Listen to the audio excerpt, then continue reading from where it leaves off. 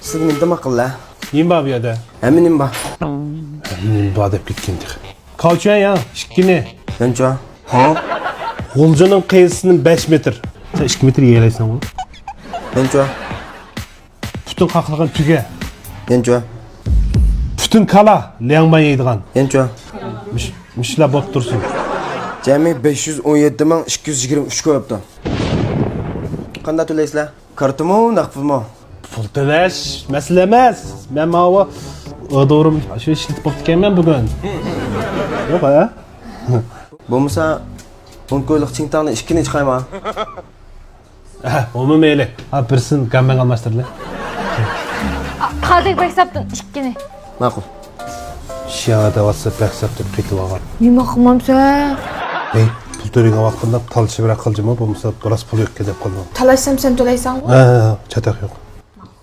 Mulozim hisob qildi. Sizlar hisobot. Men ishim bo'lmaydi. Qanday qiz bolaga to'ldim akili? Voy ishim bo'lmaydi. Arani meyman qilyapsam sizni. Men to'lay ishim bo'lmaydi. Bektas chiqmaydi.